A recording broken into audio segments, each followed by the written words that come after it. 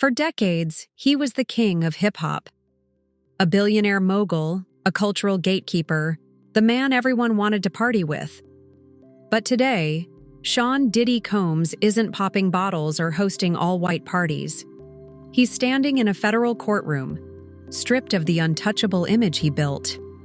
The walls have finally closed in. After a bombshell trial that dragged his darkest secrets into the light, Diddy has been found guilty on 2 federal counts. Not racketeering, not sex trafficking, but guilty nonetheless. And the stories told during this trial, they've left his empire in ashes.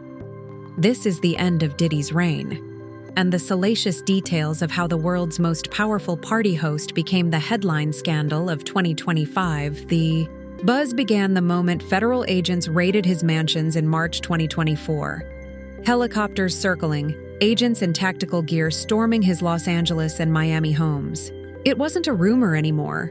The government was coming for him. By September 2024, the arrest was official. The charge sheet read like a gangster movie: sex trafficking, racketeering, drug distribution, money laundering. Prosecutors called it the Combs Enterprise. The same way the feds once dismantled the mafia, they were now aiming to dismantle hip-hop's biggest mogul. The trial opened in May 2025, and it was a circus. Reporters lined up outside Manhattan Federal Court every morning. Paparazzi stalked his entourage. Former lovers, employees, and industry insiders were subpoenaed. This wasn't just a trial. It was the gossip event of the decade. If there was one phrase that dominated headlines, it was freak-offs. The government's case leaned heavily on testimony about these notorious multi-day parties, and the descriptions were jaw-dropping. Witnesses claimed freak-offs weren't wild celebrity after-parties. They were carefully orchestrated sex marathons, complete with drugs, paid sex workers, cameras rolling, and Diddy in control of every move. One former assistant testified, "It was like a twisted schedule. Flights booked for the workers, hotel suites prepared, IV drips set up so people could recover and go again. Nothing happened without his approval." Prosecutors painted freak-offs as more than debauchery. They were evidence of coercion, trafficking, and an entire organization dedicated to feeding one man's appetites. And it wasn't just women. Some men came forward too, alleging they were pressured, drugged, or manipulated into participating.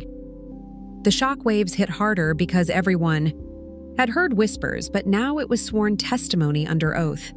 Of course, Cassie Ventura's name was everywhere. She was the crack in the facade, the first domino that led to the flood. Her 2023 lawsuit may have been settled in a day, but the trial dragged her back into the spotlight. Prosecutors leaned on her testimony to establish a pattern of control, violence, and trafficking. And then came the infamous hotel video. The jury watched the grainy footage of Diddy attacking Cassie in a Los Angeles hallway. They saw him grab her by the neck, throw her to the ground, and kick her. No sound, just violence. It was the kind of evidence that burns into your mind, and one that defense lawyers struggled to explain away. The parade of witnesses was relentless. A former producer described being forced to procure sex workers, alleging he was threatened when he refused. One woman, known only as Jane, testified that her career opportunities were dangled like bait. She had to participate in freak-offs or watch her music die. An ex-security guard admitted he once helped cover up violent incidents, hiding bruises and steering paparazzi away from suspicious scenes. Every testimony chipped away at the myth of Diddy the Mogul and replaced it with Diddy the Predator. The defense fought back, calling the claims opportunistic, exaggerated, or financially motivated. But the sheer volume of consistent graphic stories made it impossible to ignore.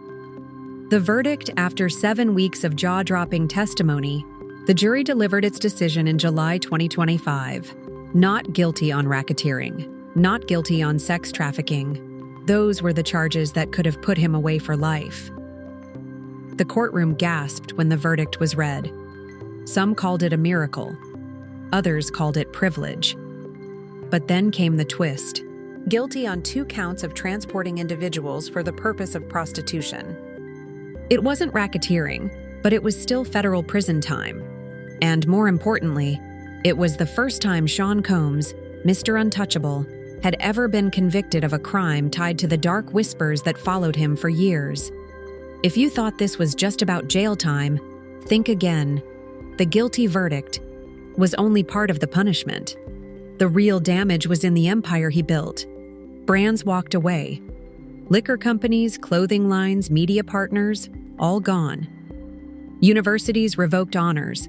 Schools that once gave him degrees stripped his name from their walls. Friends went silent. Celebrities who once partied at his mansion were suddenly unavailable for comment. The empire wasn't seized by the government. It was abandoned by the culture that once crowned him. Diddy, the billionaire mogul? Gone. Diddy, the cultural tastemaker? Gone. What's left is a man whose name is now shorthand for scandal. Here's the thing. The trial may be over, but the gossip machine isn't stopping, because even with a mixed verdict, the salacious details are out there forever. The freak-offs, the drugs, the violence, the hotel tape, the endless rumors that turned out not to be rumors at all. People aren't debating whether he goes to prison for life anymore. They're debating how much of his life is left to salvage at all. One viral tweet summed it up perfectly. He may have dodged life behind bars, but he'll serve a life sentence in the court of public opinion. And honestly, that's the gossip truth.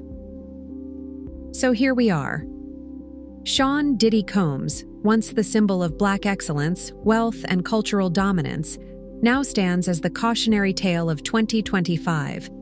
Not guilty of racketeering, not guilty of trafficking, but guilty enough to destroy his reputation, guilty enough to ruin his businesses, guilty enough to ensure that every time you hear his name, you think not of music, but of freak-offs, violence, and scandal. The empire didn't end with a bang. It ended with 7 weeks of testimony, 2 guilty counts, and the sound of walls finally closing in. And that, ladies and gentlemen, is the end of Diddy's empire. What do you think? Is this really the end of Diddy's empire? Drop your thoughts in the comments. I want to hear the gossip and subscribe, because tomorrow's downfall might be even bigger.